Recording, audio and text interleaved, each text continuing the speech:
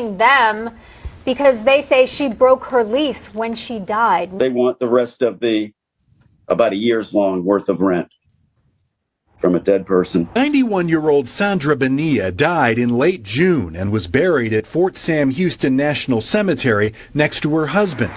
For more than 10 years, she lived at the Lodge at Chavano Park Apartments. At the time of her death, Bonilla had almost a year left on her 2-year lease. We went to the apartment complex, spoke with the leasing manager, and he told us that he would use the security deposit towards the cleaning and turning over the apartment, and that they would terminate the lease. But later, the family received this bill for $14,000 in accelerated rent and an $1,100 lease break fee. It even states the reason for her move out as deceased. I think it's pretty unusual. I've never heard of anybody trying to charge an estate or somebody who's deceased for rent before. Attorney Bill Clanton, who specializes in consumer and debt collection law, says a section of the Texas Property Code states a representative of the tenant's estate may avoid liability for future rent if they take 2 steps: remove all property from the apartment and provide a written notice of termination.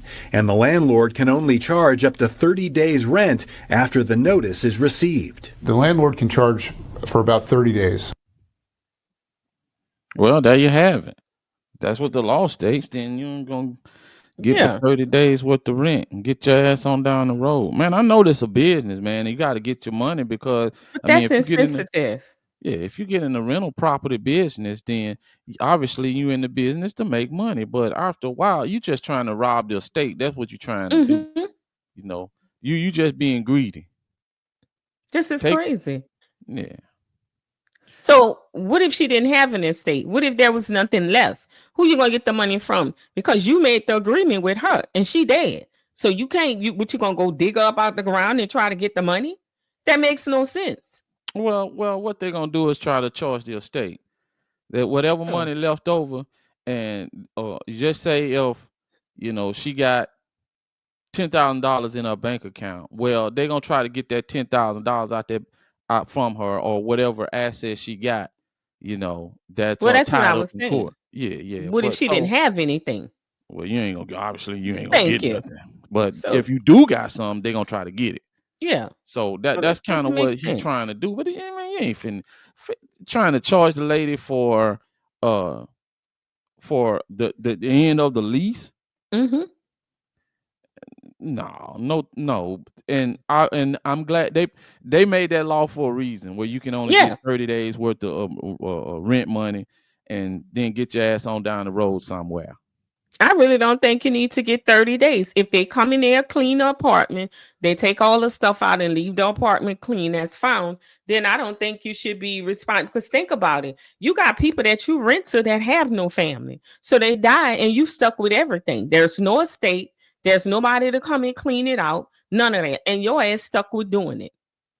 So, I think that's insensitive to want to try to collect the whole amount of lease because this is a family that may have something left over from the person. I get like what you're saying. It is a business and you try to run, but you have to take that into consideration, especially when you're leasing to elderly people.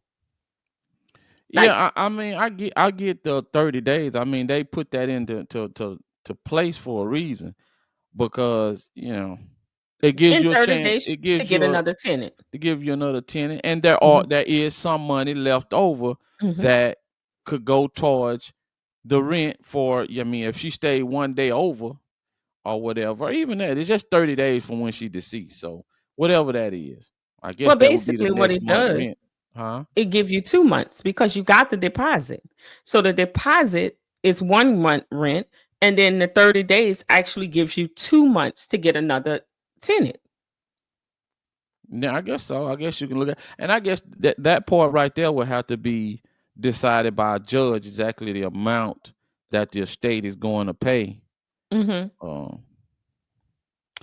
it's just when because the only person who gonna win in this here, if she do have some money left over, is the family gonna have to hire some kind of lawyer or whatever Yeah, Or and maybe I they can, mean, because this ain't nothing that can be filed in small claims court. I don't say, because no, because he the won dollar amount, 15,000. Yeah. and I'm just kind of guessing right here, but you know, it's just some bullshit, man. You know damn well you ain't finna get no damn whole year worth of rent from a person that ain't even alive. You know, these people off the chain. And I understand it's one thing to do business, but some people just, you know, they'll get money at all costs. At all And and costs. and it could just be a forced hand to say, I'm gonna do this and see if they gonna offer me half of it. And I'll Yeah. take half. It could be some deceitful underhanded way to scare tactic to see if they can get anything out of the situation. I'm gonna send this to them and they may call me and I tell them, well, I'll take half of it. You don't have to give me the whole thing, I'll take half of it.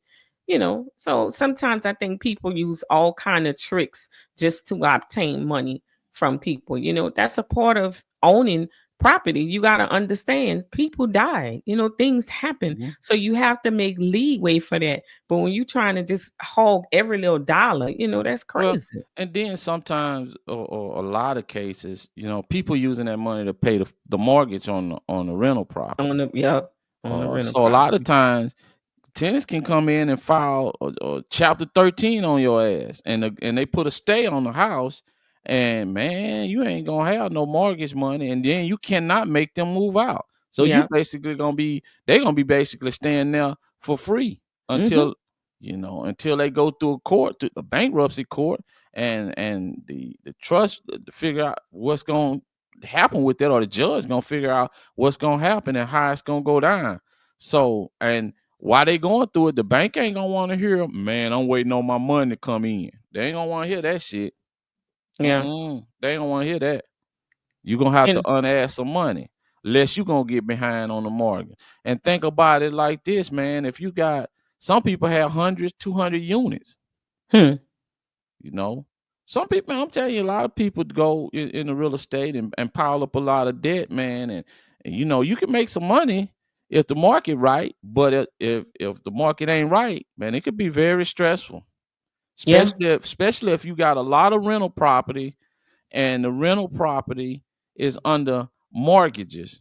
You don't have straight cash houses. You got straight cash houses, shit.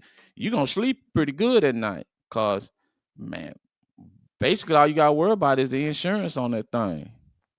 Yeah, I guess, my thing is, if I had just buried my mama and I get a letter or subpoena or whatever to the court of somebody sending me some foolishness like this, I'd be on a whole nother level. Let the people grieve. Give them time to grieve. Like, this Man, is people don't care crazy. about that shit. No, they don't. That's just crazy that you trying to do this. It's all, like it's over. I would have answered that subpoena in a way he never thought with me. I would have told him what he could do with it. Hmm.